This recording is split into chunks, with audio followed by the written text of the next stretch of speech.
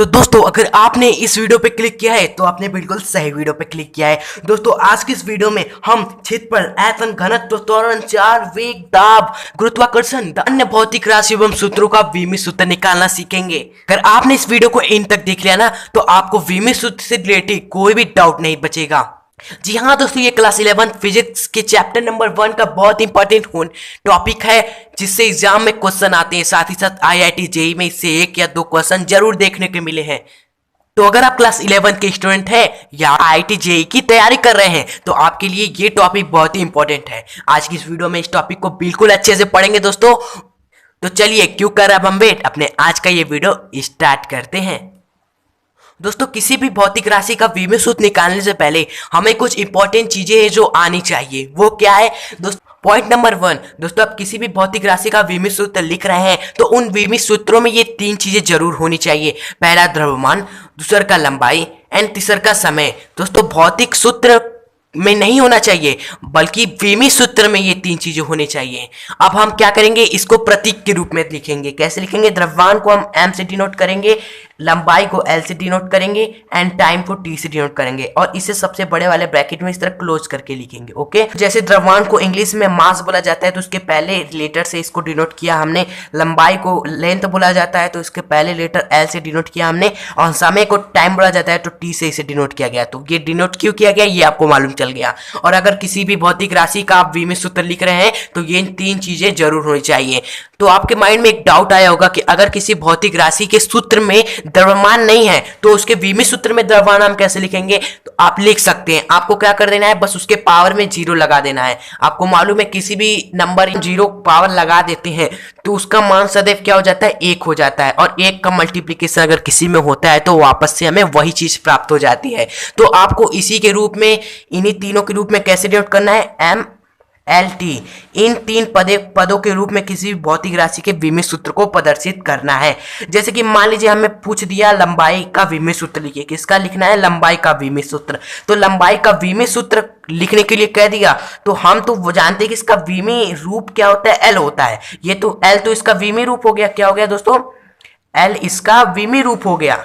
लेकिन हमें विमित सूत्र लिखना है। जब सूत्र की बात आ गई तो सूत्र को हम विमित सूत्र को MLT के रूप में लिखते हैं। तो हम यहाँ पर M भी लिखेंगे और T भी लिखेंगे और वापस से हमारा L प्राप्त हो जाए। ऐसा करने के लिए हम 0 पावर में लगा देंगे जिससे 0 का मान 1 ही हो जाता है। जब 1 हो जाएगा तो मल्टीप्लिकेशन होगा L से तो वापस से हमें क्या मिल जाएगा? L ही मिल जाएगा। तो इस तरह किसी भी भौतिक राशि के विमित सूत्र को लिखना है।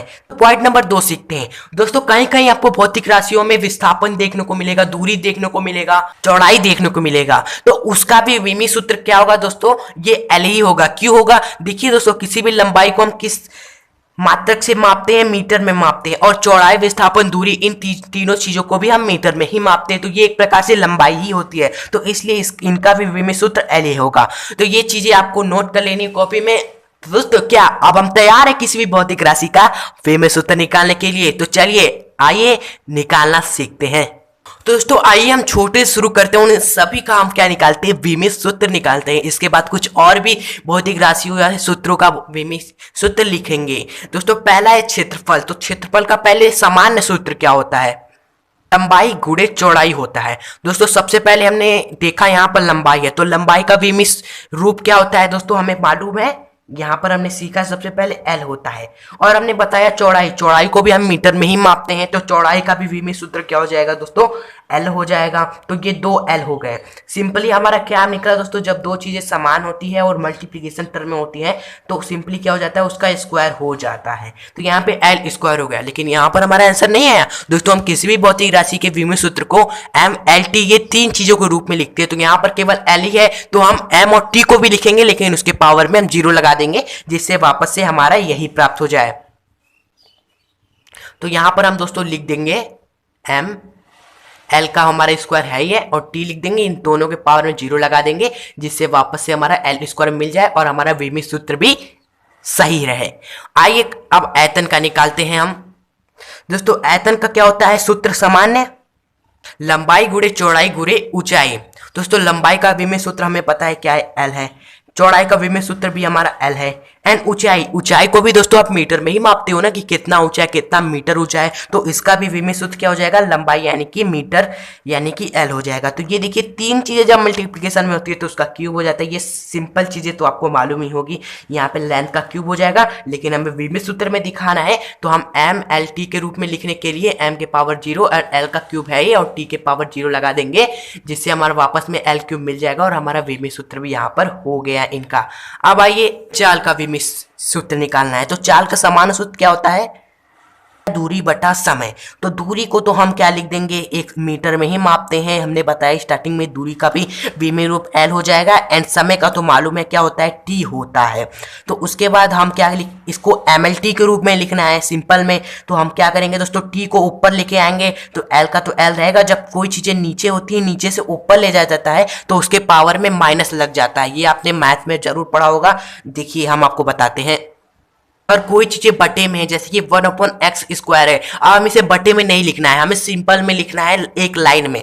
तो हम उसे कैसे लिखेंगे, जब हम x² को ऊपर लेकर आएंगे तो x ऊपर आया, लेकिन इसका पावर जो है स्क्वायर वो माइनस में हो जाएगा, यानी कि माइनस का 2 लिख देना है। जैसे कि यहाँ पर हमारा क्या था दोस्तों, t के पावर कुछ नहीं यानी 1 था। जब हम इसे ऊपर लेके आएंगे तो t के पावर सिंपली क्या हो जाएगा, माइनस का 1 हो जाएगा।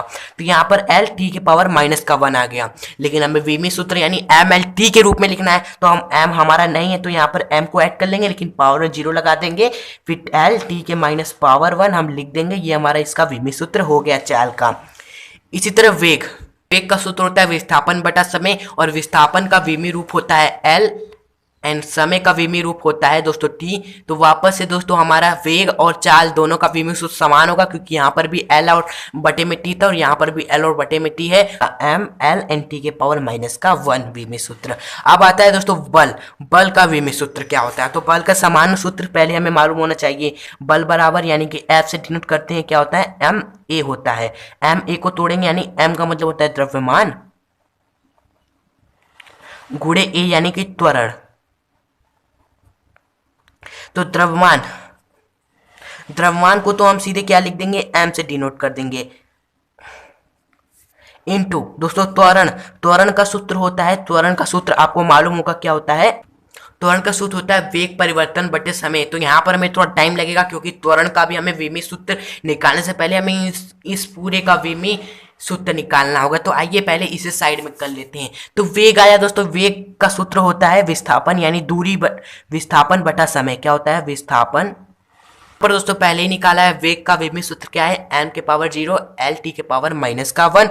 तो हम यहाँ पर लिख देंगे m का विमी सूत्र जो हमने यहाँ पे निकाला था उसे लिख दिया है, और समय का विमी रूप क्या होता है, t होता है। तो जब हम t को सिंपली ऊपर लेकर जाएंगे दोस्तों तो m के पावर 0 l के पावर क्या है, हम t के पावर माइनस का 1 आ जाएगा। तो सिंपली दोस्तों जब कोई चीज मल्टीप्लीकेशन में होती है तो उसके पावर क्या हो जाते हैं दोस्तों, ऐड हो जाती है, यानी -1 क्या हो जाएगा, सिंपली माइनस का 2 हो जाएगा। तो यहाँ से हमने क्या निकाल लिया, वेग यानी त्वरण का विमी सूत्र निकाल लिया। तो यहाँ पर हम रखेंगे m के पावर 0 l एंड t के पावर माइनस का 2। तो सिंपली दोस्तों यहाँ पर भी m है, यहाँ पर भी m है। तो जब दो चीजें आपस में मल्टीप्लिकेशन होती है तो उनकी घातें क्या हो जाती हैं दोस्तों, जुड़ जाती है। तो यहाँ पर हम सिंपली इसको कंबाइन कर देंगे। m के पावर यहाँ 0 है एंड यहाँ पे m के पावर 1 है, इसे ऐड करेंगे एंड l t के power and l and t के पावर माइनस का 2 इसी तरह लिखेंगे। तो यहाँ से m के पावर 1 आ जाएगा, l एंड t के पावर माइनस का 2। ये हमारा क्या हो गया दोस्तों, बल का विमी सूत्र हो गया। तो इस तरह और भी भौतिक राशियों या सूत्रों का विमी सूत्र आप निकाल सकते हैं। एक और विमी सूत्र आइए निकालना सीखते हैं दोस्तों। यहाँ पर आइए हम कार्य का भी विमी सूत्र निकालते हैं। इसका समान सूत्र होता है बल गुणे विस्थापन। बल का हमने विमी सूत्र हमने पहले ही निकाला था, क्या निकाला था, m l t के पावर माइनस का 2। एंड विस्थापन का विमी रूप क्या होता है, हमने बताया आपको पहले ही, l होता है क्योंकि इसे मीटर में मापते हैं। फिर देखिए यहाँ पे दोस्तों लिखते हैं इसको m, l के पावर यहाँ 1 है, m के पावर यहाँ 1 है, दोनों मल्टीप्लिकेशन में है दोस्तों। ये क्या हो जाएंगे, आपस में घातें इनके जुड़ जाएंगे तो l स्क्वायर हो जाएगा एंड t के पावर माइनस का 2 रहेगा। तो यहाँ पर दोस्तों देखिए हमारे कार्य का भी विमी सूत्र निकल कर आ गया। तो आशा है दोस्तों आपको विमी सूत्र निकालना आ गया होगा अभी तक दोस्तों। दोस्तों वीडियो अच्छी लगी हो तो प्लीज हमारी इस मेहनत के लिए इस वीडियो को लाइक करिएगा। दोस्तों इस भौतिक राशि या सूत्र का विमी सूत्र क्या होगा आप मुझे कमेंट बॉक्स में बताएं, और हाँ वीडियो को लाइक करके हमारे चैनल को सब्सक्राइब कर दें ताकि ऐसे ही नॉलेजफुल वीडियोस आपको मिलती रहे। और इसके बाद जो वीडियो आने वाली है उसमें हम बताएंगे मोस्ट इंपॉर्टेंट विमी सूत्र जो आपके एग्जाम में पूछे जाते हैं और पूछे गए हैं कई वर्षों से। तो उसकी वीडियो आपको तुरंत मिल जाए तो सब्सक्राइब तो जरूर करिएगा और बेल नोटिफिकेशन को ऑन कर दीजिएगा। तो दोस्तों अब मिलते हैं नेक्स्ट यूजफुल वीडियो के साथ, तब तक के लिए गुड बाय।